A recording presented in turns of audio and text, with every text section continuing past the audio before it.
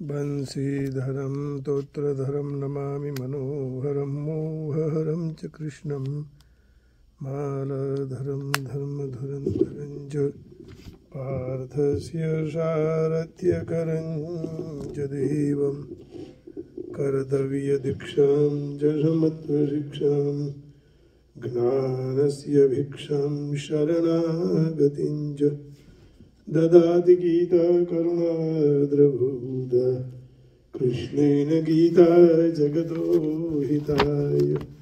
श्रीमद् भगवद गीता जी अध्याय 2 और श्लोक है 39वां। एषा ते विहिता संख्ये बुद्धिर्योगे तिमं शृणु बुद्ध्या युक्तो यया पार्थ कर्मबंधं प्रहास्यसि। हे पार्थ, यह बुद्धि तेरे लिए ज्ञान योग के विषय में कही गई और अब तो इसको कर्म योग के विषय में सुन। पहले भगवान ने ज्ञान योग के बारे में सुनाया, अब कर्म योग के विषय में। जिस बुद्धि से युक्त हुआ तो कर्मों के बंधन को भली भांति त्याग देगा, यानी सर्वथा नष्ट कर डालेगा। अब यहाँ प्रश्न ये हुआ कि ऐसा विशेषण के सहित बुद्धि ही पद किस बुद्धि का वाचक है, और यह बुद्धि तेरे लिए ज्ञान योग के विषय में कही गई, इस कथन का क्या भाव है? तो कहते हैं, पूर्व श्लोक में भगवान ने अर्जुन को जिस समभाव से युक्त होकर युद्ध करने के लिए कहा है, उसी समता का वाचक यह ऐसा पद के सहित बुद्धि ही पद है, क्योंकि ऐसा पद अत्यंत निकटवर्ती वस्तु का लक्ष्य करने वाला है। अयम साहा ऐसा होता है ना, this and that in English। तो अतएव इस कथन से भगवान ने यह भाव दिखलाया है कि ज्ञान योग के साधन से यह संभाव किस प्रकार प्राप्त होता है। ज्ञान योगी को आत्मा का यथार्थ स्वरूप विवेक द्वारा समझकर किस प्रकार संभाव से युक्त रहते हुए वर्णाश्रमोचित विहित कर्म करने चाहिए, ये सब बातें 11वें श्लोक में लेकर 30वें श्लोक तक बतला दी गई। तो अब प्रश्न ये हुआ कि 11वें श्लोक से 30वें श्लोक तक के प्रकरण में इस संभाव का वर्णन किस प्रकार किया गया है। तो कहते हैं, आत्मा के यथार्थ स्वरूप को न जानने के कारण ही मनुष्य का समस्त पदार्थों में विषम भाव हो रहा है। जब आत्मा के यथार्थ स्वरूप को समझ लेने पर उसकी दृष्टि में आत्मा और परमात्मा का भेद नहीं रहता और एक सच्चिदानंद घन ब्रह्म से भिन्न किसी की सत्ता नहीं रहती, तब उसकी किसी में भेद बुद्धि हो ही कैसे सकती है। इसलिए भगवान ने 11 श्लोक में मरने और जीवित रहने में भ्रम मूलक इस विषम भाव या बुद्धि भेद बुद्धि के कारण होने वाले शोक को सर्वथा अनुचित बतलाकर उस शोक से रहित होने के लिए संकेत किया। 12वें और 13वें श्लोकों में आत्मा के नित्यत्व और असंगत्व का प्रतिपादन करते हुए यह दिखलाया है कि प्राणियों के मरने में और जीवित रहने में जो भेद प्रतीत होता है वह अज्ञान जनित है।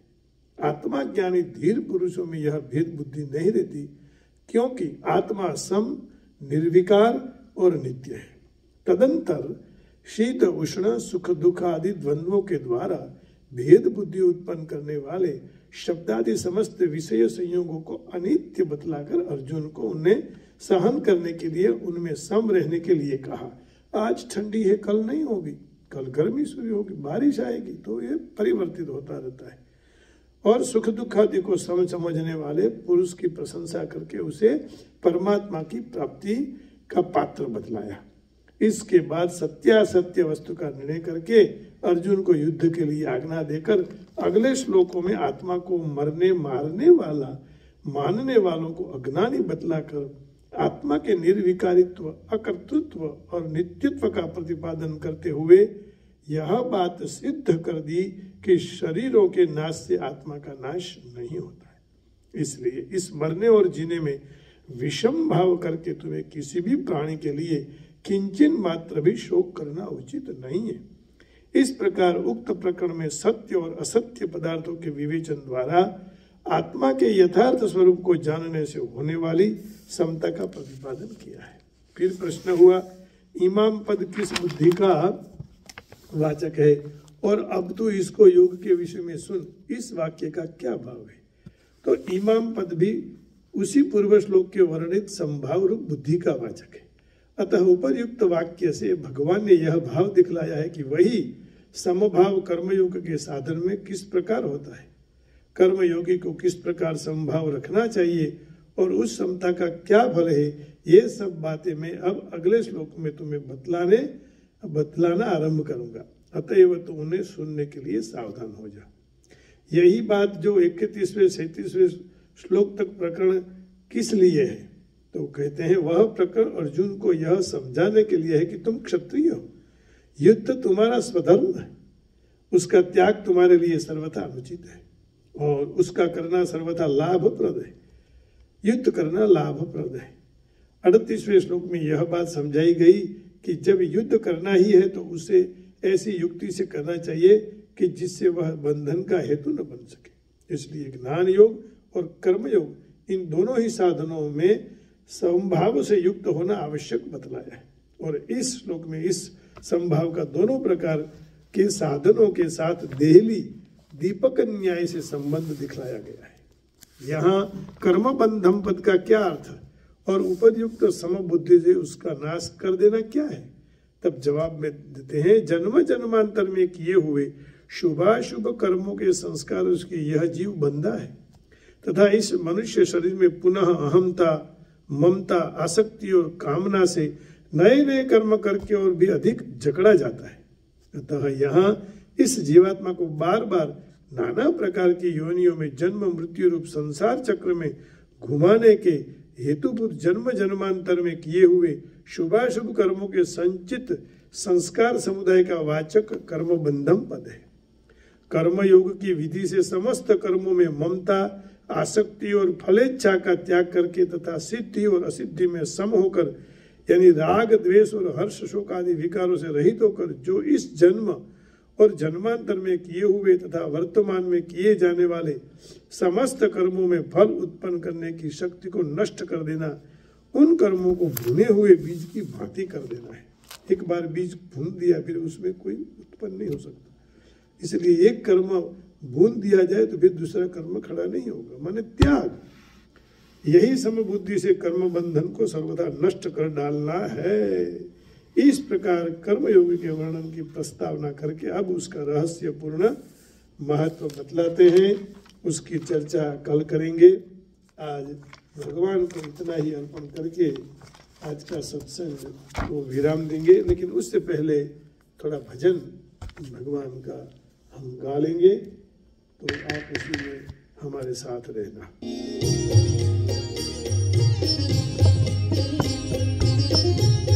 अब जब कर्म की बात आई है तो कर्म की चर्चा कर लेते हैं।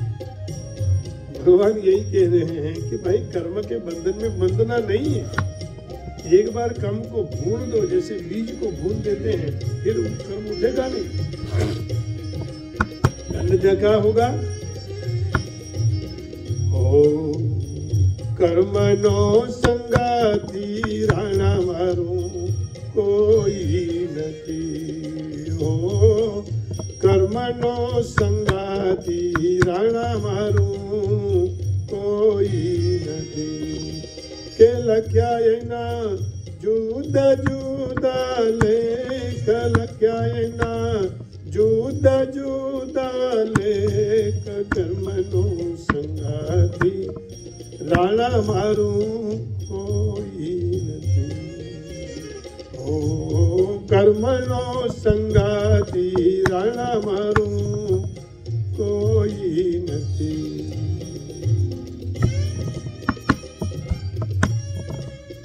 हम जानते हैं कि जो हम कर्म करेंगे किसी के बाधा रूप बनेंगे, किसी को तकलीफ कर देंगे, तो कर्म छोड़ने वाला नहीं है भैया, याद रखना। अपने काम में मस्त रहो, भगवान का भजन करो।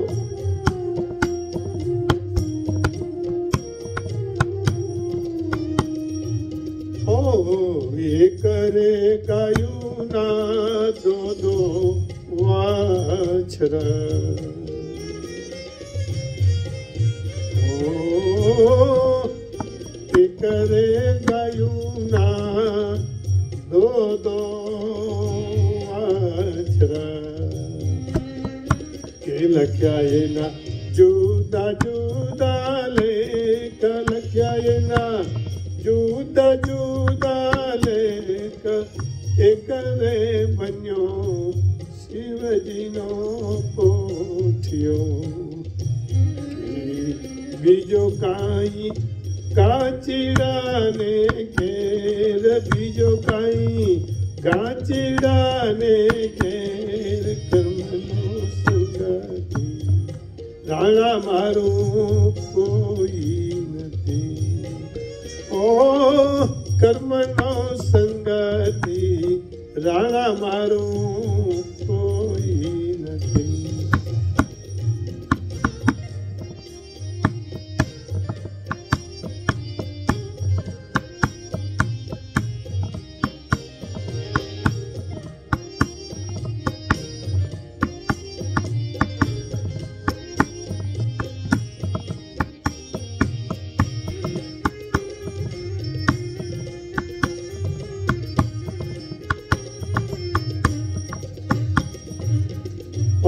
એક રે માતાના દો દીકરા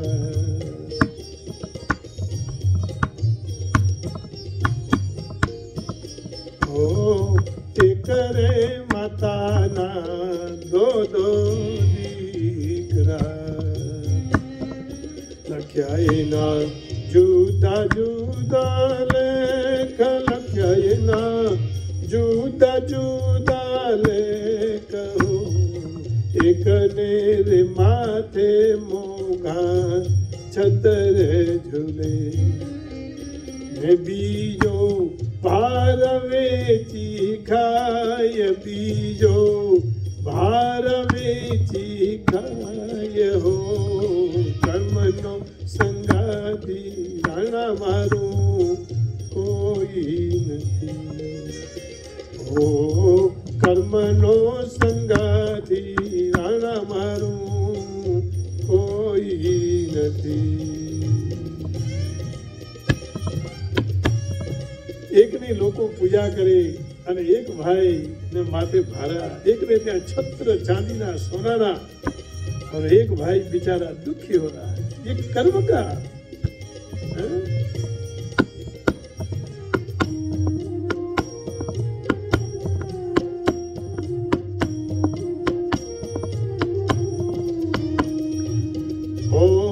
करे पत्थर ना दो टुकड़ा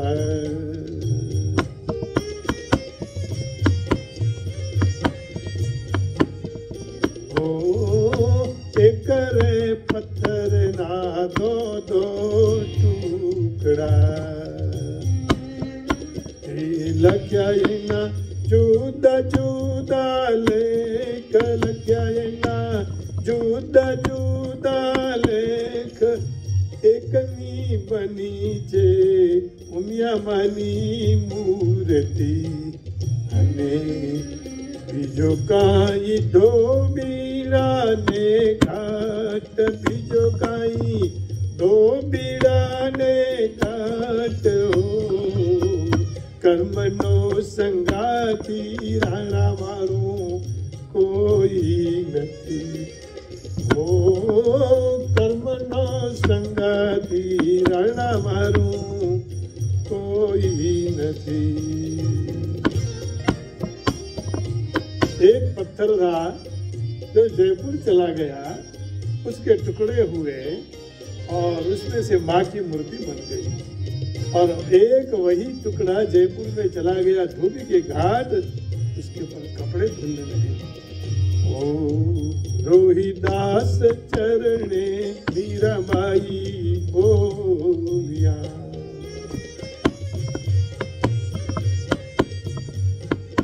ओ रोहिदास चरणे मीराबाई बोलिया के देजो अमने संत चरण वास देजो अमने संत चरण वास हो कर्मनो संगती राणा मारू कोई नहीं हो कर्मनो संगती राणा मारू कोई नहीं।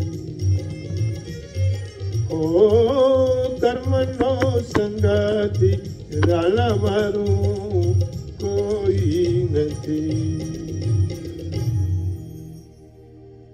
यह भजन माँ के चरण में समर्पित करके वाणी को विराम देता हूँ। आप सब के हृदय में बैठी हुई माँ अंबिका बाहिसरा वाली और माँ उमिया ऊंझा वाली आप सब पर कृपा करें। हरिओम, जय श्री कृष्ण, राधे राधे, जय उमिया माँ, जय अम्बे, जय हो, जय हो, जय हो।